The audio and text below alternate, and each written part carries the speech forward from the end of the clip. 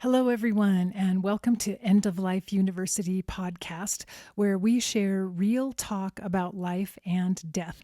I'm your host, Dr. Karen Wyatt, and I am really happy that you're here with me today. I'm excited about today's episode, which is number 210. I'm going to be sharing another solo episode, and it's part 3 of our series, The Dance of Life and Death. And today I'll be talking about rhythm. So stay tuned. That'll be coming up in just a moment. Before I start that conversation, I'd like to thank my newest patrons who have signed up on my page at patreon.com/EOLU. Colleen Shea and Mary V. Jensen. Colleen and Mary, thank you. Thank you. I'm so grateful for your support and that you've stepped up to offer to make a monthly financial contribution just to help keep the podcast on the air. Thanks also to everyone else who's been donating over the last couple of years. And if you'd like to sign up, you can go to that page, patreon.com/EOLU. For just a couple of dollars a month, you can become a supporter. And again, it's greatly appreciated. So for the last time, I'm going to announce to you my speaking events in New York City, which are coming up this very week. So this is your last chance, if you haven't signed up yet, to go investigate my talks at the Open Center in New York City for the Art of Dying Institute. On Friday, September 6th, I will be doing an author night presentation of my book, What Really Matters, and there will be a book signing along with that. And then Saturday, September 7th, I'm doing an all-day workshop. I think it's like 9:30 to 4:30 p.m., and we're going to do a deep dive into Earth Lessons for the Soul, the 7 lessons that are from the book, What Really Matters, but talking about how we can use the wisdom in those lessons, which came from my dying patients, to help us today in our lives as we're going through particularly precarious times here on planet Earth, and how we can transcend some of the difficulties that are happening and really live from our highest selves and bring the best we have to offer and the most love we can possibly carry with us to the planet. So I hope that you'll feel inspired and join me for that workshop Saturday, September 7th. You can learn more about it at the Open Center website. It's a feature there on the upcoming programs. Also, if you just want to come to the show notes for this episode at eolupodcast.com, look for episode number 210, and I'll have links there. You can go to the page, read more about it, and you can also register for either of those events or both of them.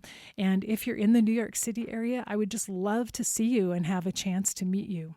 So connect with me if you'd like to get together, even for coffee or lunch. I'd love to have a little meetup with some of you who live in the New York area. So now I'll move on to the feature discussion for today, the dance of life and death. And today we're talking about rhythm. So if you've listened to the previous 2 episodes in this series, I talked first of all about timing, and secondly, about balance. And so today is rhythm. These are all 3 characteristics that are important in dance. So I'm likening life and death to a dance. Life and death are the 2 partners who are connected eternally with one another, dancing their way through the universe. And these elements, timing, balance, and now rhythm, are instrumental in how life and death unfold and intertwine together. So I'm really breaking down the elements, and there will be a 4th one coming up, to help us understand a little bit better how we can fit into this dance of life and death, how we can accept it better, and how we can utilize it to make our own lives better. So, as we're looking at the subject of rhythm, I happened to be reading something that a dancer wrote one day, and he talked about the fact that one of the most important elements of dance is the pause, the moments when there's no movement in the dance. He was talking about when we know exactly how and when to pause in the midst of a dance, we highlight the movement of the dance by stopping the motion temporarily. And that really made an impression on me that rhythm really is this combination of movement and pausing, movement and stillness that intertwine with one another and flow together with one another. But movement alone would not be satisfying or entertaining. That's what this dancer was emphasizing, that it's really the moments of stillness when there's no movement that allow us to appreciate the motion so much when it returns. And so I think that's such a good metaphor for life, that we need this constant rhythm of movement and stillness working together in our lives. And then if we think about music, which is also rhythmic in its nature, music as well contains rests and pauses. And it's those pauses that sometimes create the drama and the tension and the beauty within the music. It's not constant notes. There are moments of pausing and moments when there's stillness and silence within the music. And also in poetry and the written word, it's sometimes the white space on the page that is the most profound. When you're reading a poem, it's the words that have not been written, the words that are implied but not spoken or written, that have the most impact for us. So it's what is not said that makes the spoken word more profound, if we think about it. Just as it's emptiness that underscores fullness and helps us appreciate times when we're just full of life and energy and excitement. It's those times when we feel empty and dry that help us appreciate fullness. And so these contrasting states, movement and stillness, emptiness and fullness, that help create this rhythm that flows through all of life and death. So I wanted to get you started by thinking about that idea that there is both movement and stillness, forward motion and waiting and pausing within this rhythm of life and death. And sometimes we find it hard to accept either one of those or both of those states at various times. Sometimes we don't like the movement. We feel that things are pushing forward too quickly and we'd like to slow it down for a while. Sometimes we really can't stand waiting and pausing and anticipating something, and we wish we could speed it up and make it happen faster. But life and death have their own rhythm, their own flow, and we really do not have control over that rhythm. It's something we have to learn how to fit into and accept for ourselves. So I have a couple of quotes for you. First of all, from Rudolf Steiner. He's the founder of the Waldorf School. And he wrote, "Only man is permitted to live without rhythm in order that he can become free. However, he must of his own accord bring rhythm again into the chaos." And then he goes on to also write, "One can ascend to a higher development only by bringing the rhythm and repetition into one's life. Rhythm holds sway in all nature." So what he's really saying is that we're allowed to step out of the rhythm that exists in the universe and nature. We're allowed to defy that rhythm if we choose to in our lives. That's how we differentiate ourselves and get to know ourselves. But in order to grow and to evolve into our best and highest selves, we have to figure out how to bring the rhythm back into our lives and how to accept the rhythm of nature and the universe that surrounds us, that we are part of. So we have to learn how to stop resisting this natural universal rhythm and go with the flow and find ourselves relaxing into the rhythm that's that surrounds us. So that's what we're going to be talking about a little bit more. As I was preparing for this episode 2 weeks ago, I started doing some research and writing some things down for the episode. An event happened for my family that brought all of this home to me. My son and his wife have a brand new puppy who about 2 weeks ago had a very serious health crisis and ended up being placed in the little animal ICU, essentially. And my son called me about 1 o'clock in the morning and said the vet isn't sure that he will make it through the night. And so those are heavy, weighty words to hear about anyone that we love. And though this was just a little puppy, he was the most adorable little creature that you can imagine. And he had already just broken all of us open. And we had nothing but pure, unconditional love for him.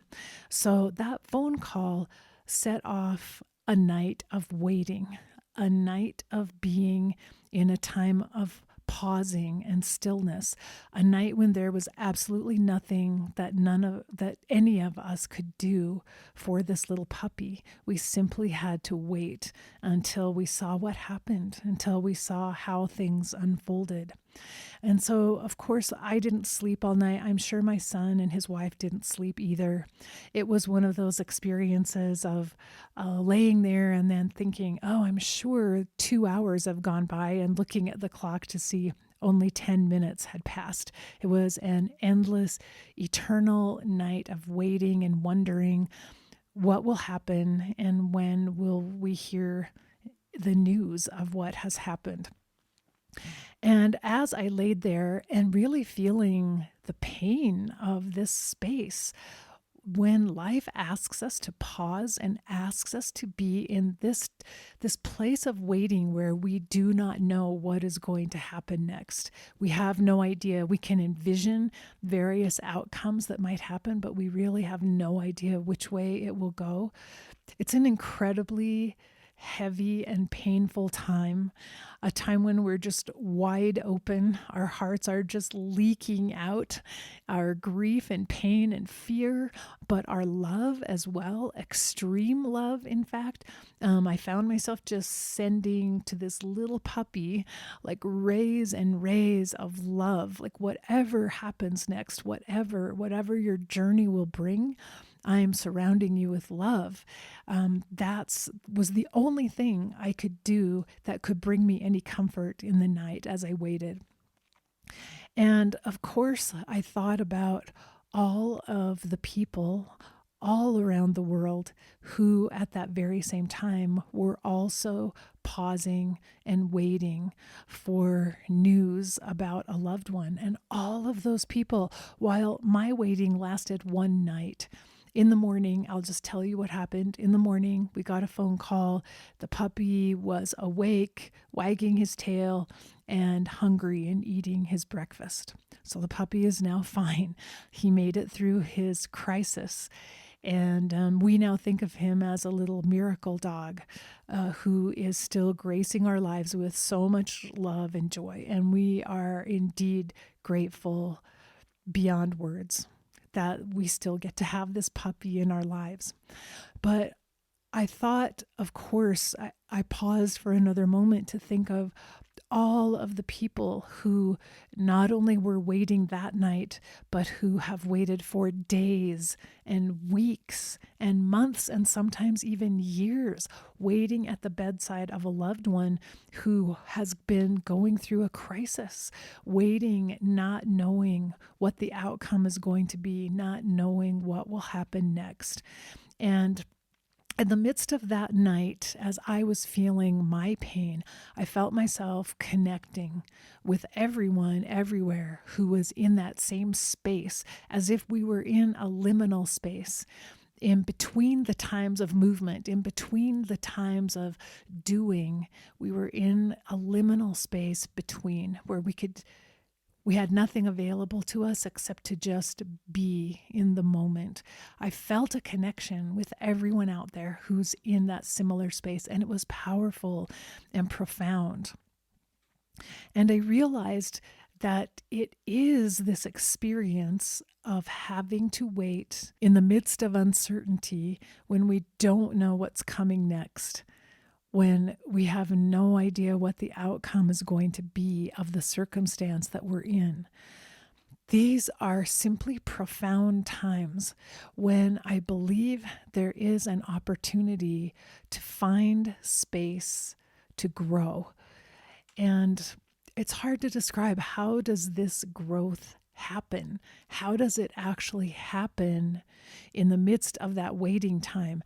And I believe that what's necessary is that we come to an experience or a place of hope where we can acknowledge that there is always hope, no matter how dark, no matter how discouraging the news is, no matter how terrible things look in the moment, there is always hope.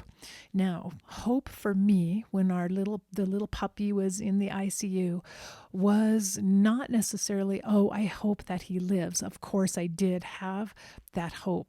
But the hope that sustained me was the hope that whatever happens, may we know that we have been blessed in one way or another. May we know that we've been blessed by the presence of this puppy in our lives for a short time.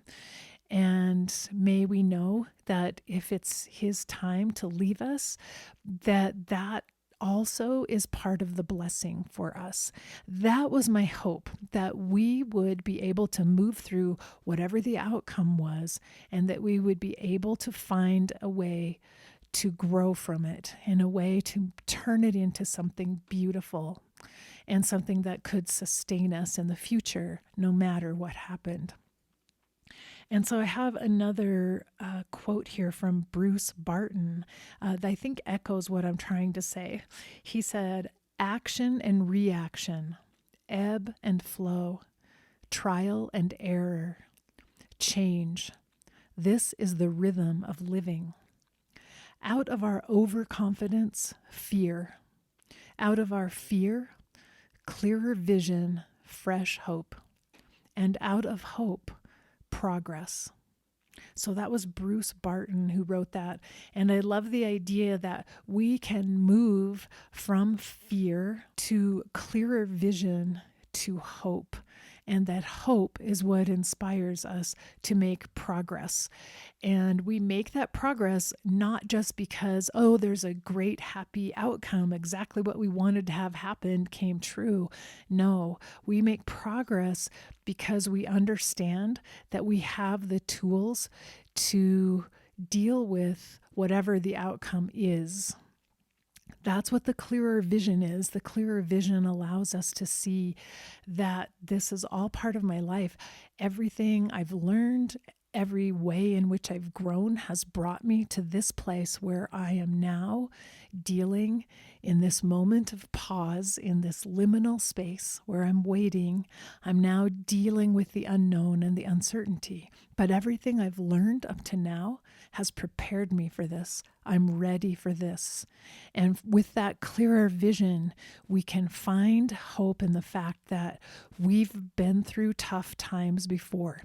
We've experienced difficult things in our lives before, and we've survived them. And our hope is, yes, we will survive whatever the outcome is, and we will find a way somehow, sometime, at some place down the road, a way to make progress. Maybe it won't happen immediately. Maybe it will take us years. Maybe we'll spend years grieving and in pain before we're ready for progress. But the fact that progress is still possible is where our hope comes from in those dark moments. And so remember what Rudolf Steiner wrote in the quotes I mentioned earlier, that we have to find a way to bring rhythm back into our lives in order to grow, in order to make this progress. So I'm saying it's essential at some point that we stop trying to change things. We stop trying to push or pull or shove things into our desired outcome.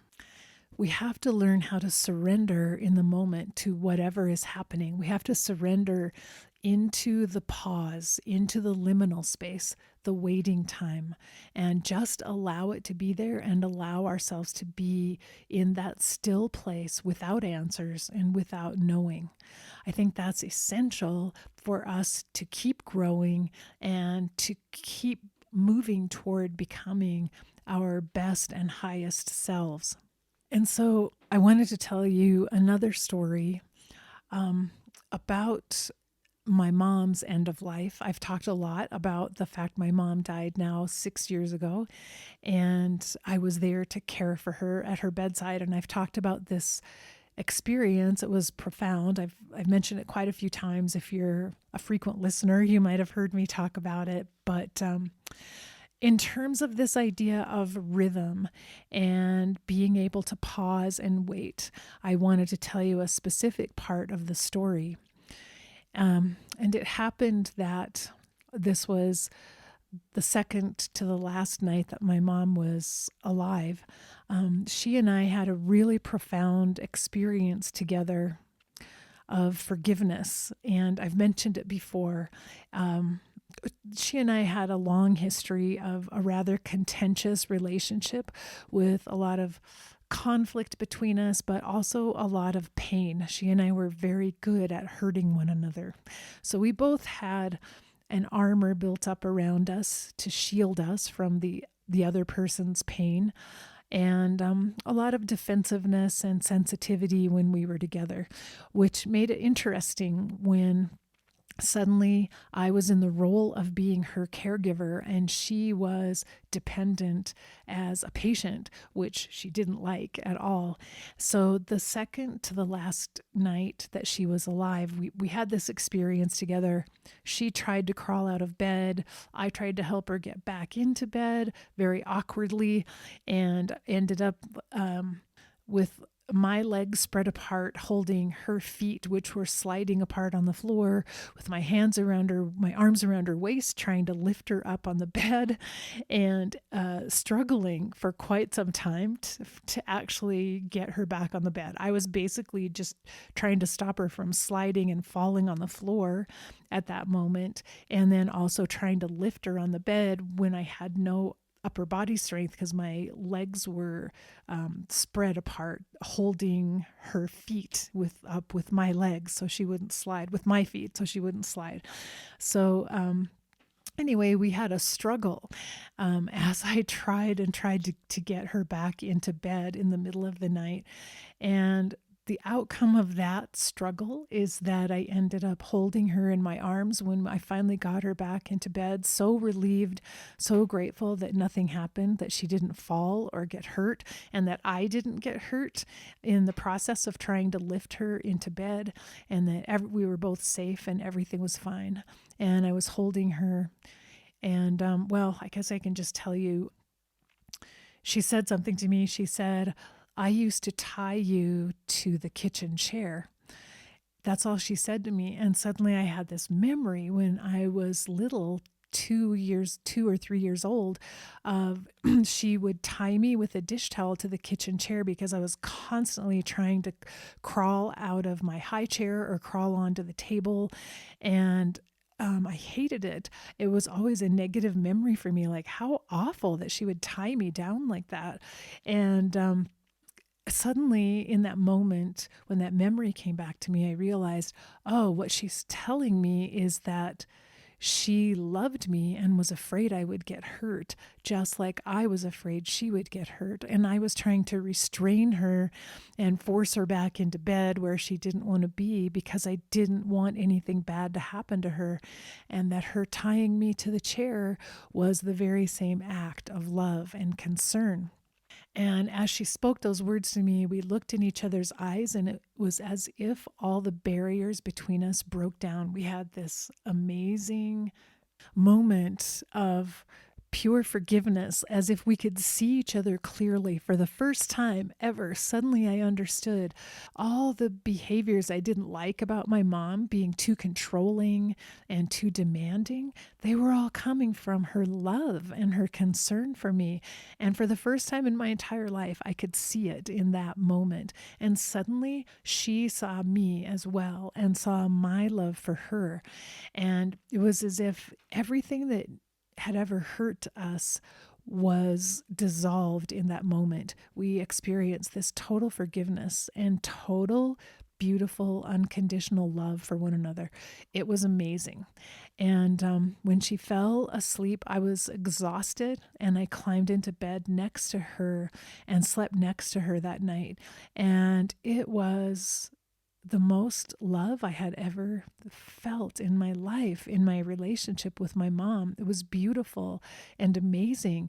And I was basking in it and thinking, wow, I'm so glad that we reached this point together, because we are going to have weeks in which we can just capitalize on this. I can just enjoy this feeling of being loved by my mom, and loved without barriers and without agenda and without hidden wounds that are corrupting the love or inhibiting the love.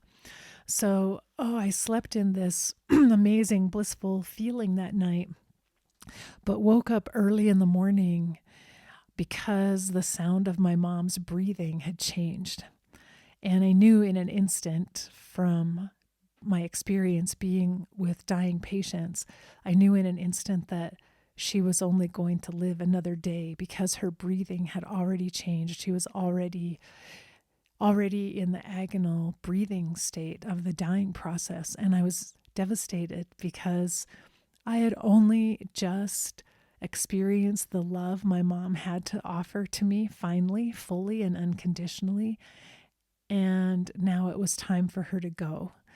And it completely broke my heart. I started crying and sobbing on the bed, because I felt so sad, like, oh my gosh, I just got to experience this with her, and now it's going to go away. And so that day, I knew this was going to be her last day. It was like her last 30 hours with me. And I wanted to make this somehow be a special day. So I thought about, what do I need to do? What should I do? What should I plan? How can I act to make this? This is my mom's last day. It's our last day together. I have to do something special. I was trying way too hard to control the situation.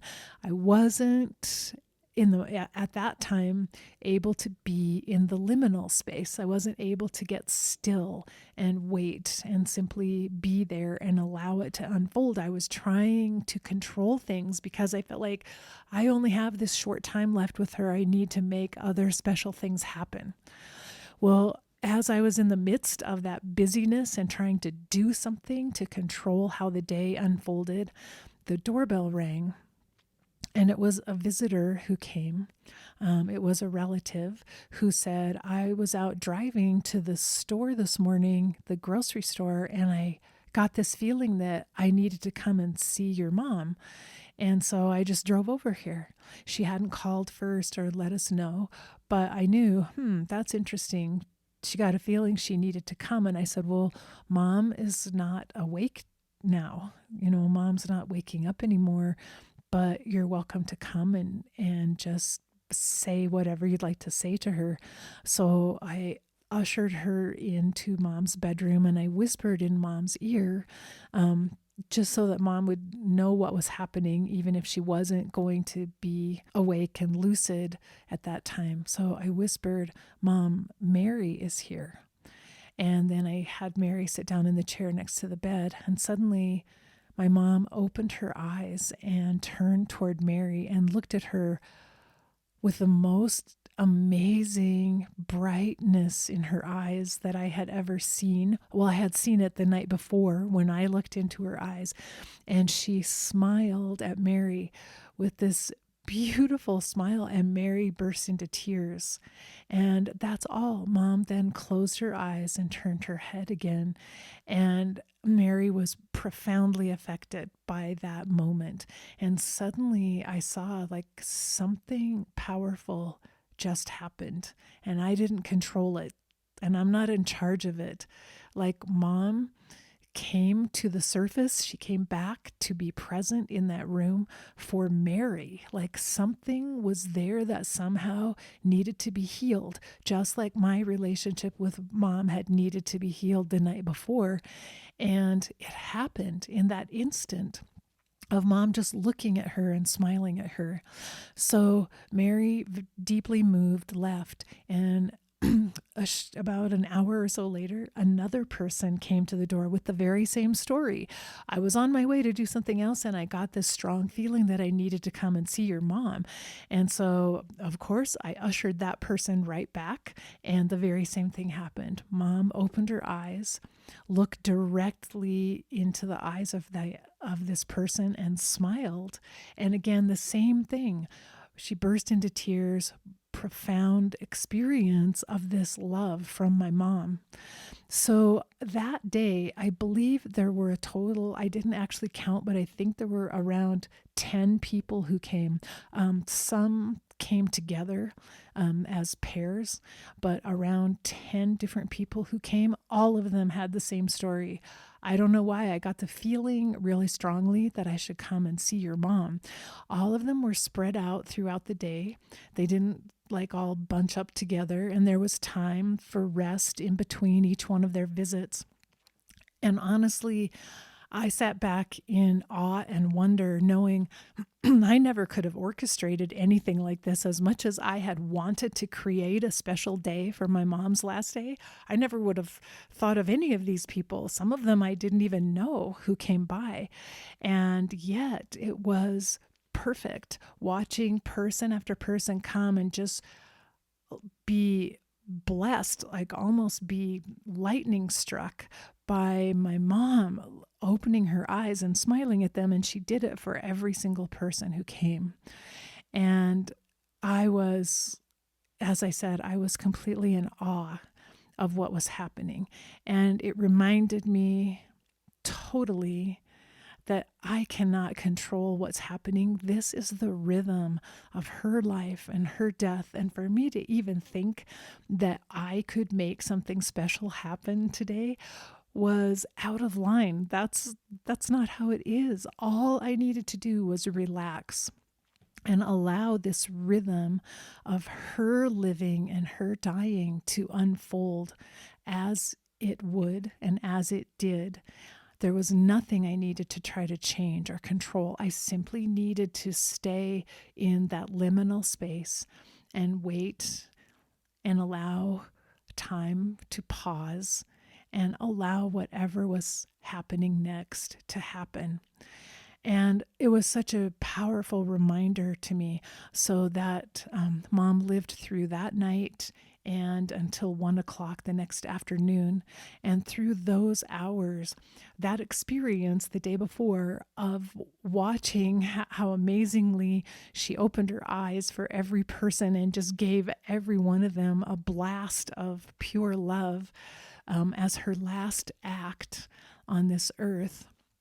And as she had done for me the night before, that experience showed me, don't do anything.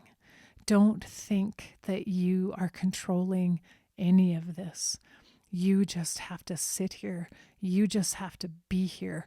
You just have to bring your whole self the best you can. You have to experience everything, the watching, the waiting, the stillness, the moments of pure bliss when she opens her eyes, when she says a word.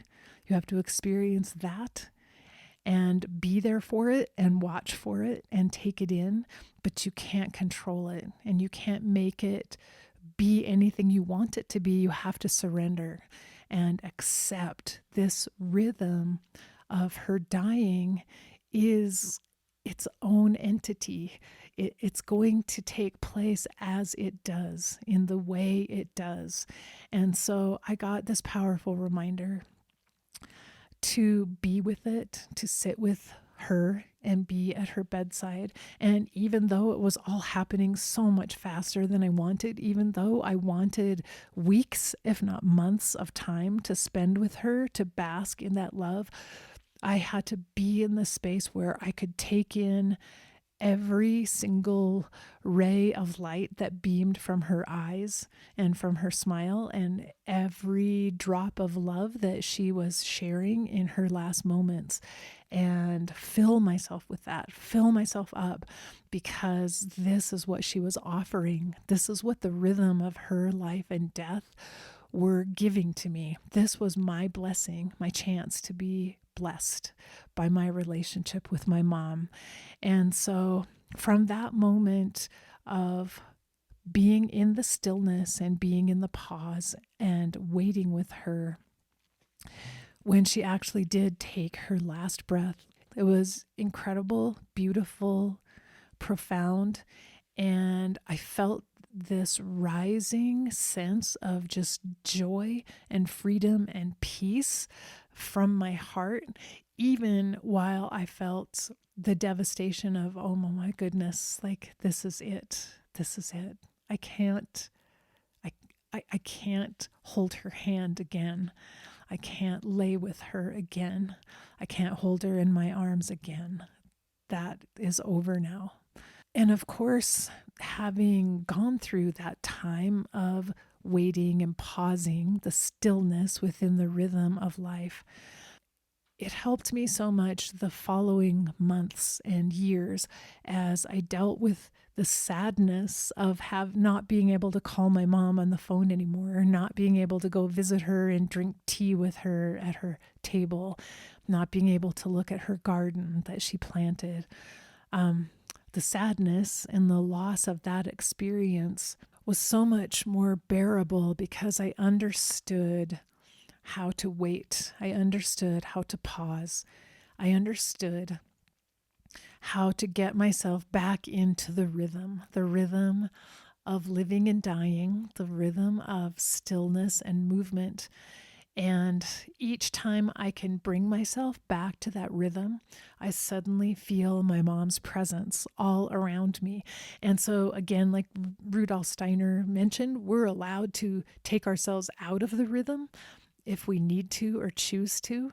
But when we return to the rhythm, that's when I remember, oh, mom is here all the time. I feel her presence. I feel that same love emanating from her. I haven't lost that at all. And so comfort comes to me and peace comes to me when I get myself back into that place of being within the rhythm of life. And there's one more thing that I wanted to share with you about this rhythm, about being able to surrender and go with the flow of living and dying, of experiencing the movement and the stillness, both whenever it's time for them to arise. And that is the idea of synchronicity, which is when two surprising events happen to coincide with one another. And synchronicity is a word, that some people think of that as a coincidence. Oh my gosh, look, we both showed up at the same place at the same time. Isn't that interesting?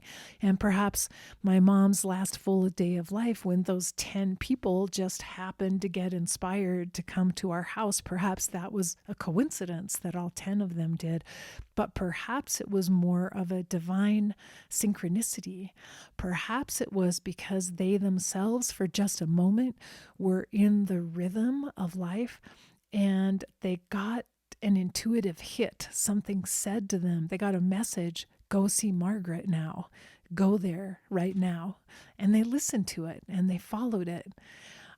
So this idea that there is synchronicity, I believe when these experiences happen to us, it's when we are in the flow, when we are in the rhythm of the universe and nature, we're in the rhythm of life and death.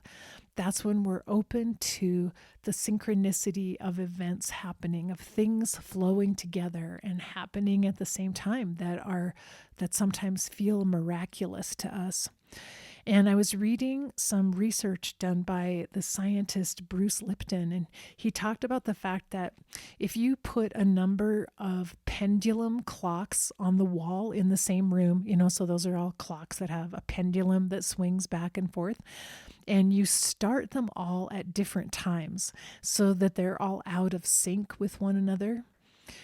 Ultimately, eventually, those clocks synchronize themselves so that the pendulums are swinging at exactly the same pace back and forth. So the rhythm of life, it's real. It's a real thing, because even an inanimate object like a clock can conform itself to the rhythm and synchronize with other clocks.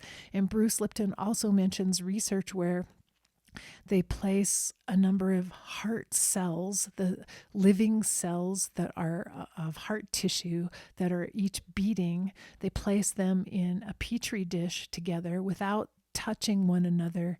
And over an amount of time, those heart cells, which were each beating on their own at a different rate and different rhythm, eventually synchronize so that they're all beating together as one. I think this is something very profound for us to consider.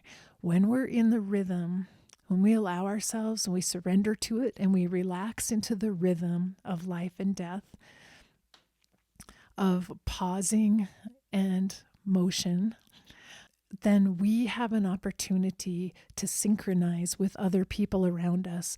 And that's what was happening that night as I was waiting for news about the puppy. And I found myself opening my heart and thinking about all the other people on that same night, at that same moment, who were in hospital rooms, sitting at bedsides. Maybe they were in a police station waiting for a loved one who'd been arrested. All the people waiting in various situations, wondering what will happen next, and waiting for a phone call, waiting to hear the news, waiting to see what was coming. All the other people in that same liminal space of pausing and waiting.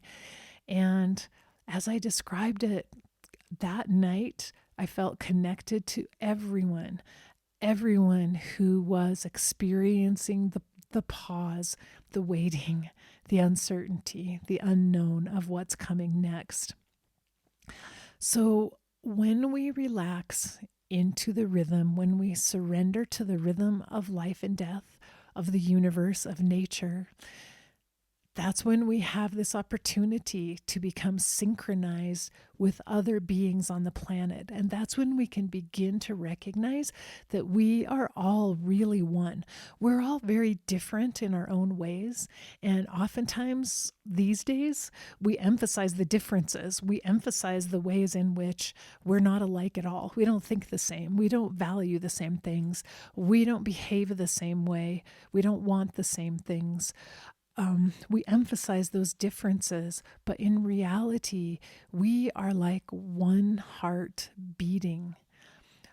Our hearts synchronize with one another. Our spirits are in this same flow of life and death. If we can recognize that synchronicity, then I think we no longer have to fear other people. We can move through our fear of people who are different than us. We can find clearer vision. We can find fresh hope. And from hope, we can make progress, as Bruce Barton wrote. And I think that's a message to focus on for today. The reason we learn about living and dying, the reason we're studying it and talking about it so much, the reason we're focusing on it is because it has everything to teach us. Rhythm is one of the elements that's essential for us to learn. The rhythm of being and doing, waiting and moving, stillness and motion. And so I hope any of you listening who are right now in that liminal space, who right now are waiting, not knowing what's going to happen next, and not knowing if if there will be a tragic outcome or a joyous, miraculous outcome. That's a very tense and painful and aching place to be. And I understand that fully. I just want you to know my heart is beating with yours. We are sharing the rhythm and the synchronicity of this moment. And I'm sending you unconditional, endless love to surround you and hold you as you sit in the darkness, waiting and waiting. And so I hoped you enjoyed part 3 of the Dance of Life and Death. I want to remind you that I'll be back next Monday with another episode. I'll be airing an interview next Monday because I'll still be in New York City when the next podcast airs on Monday.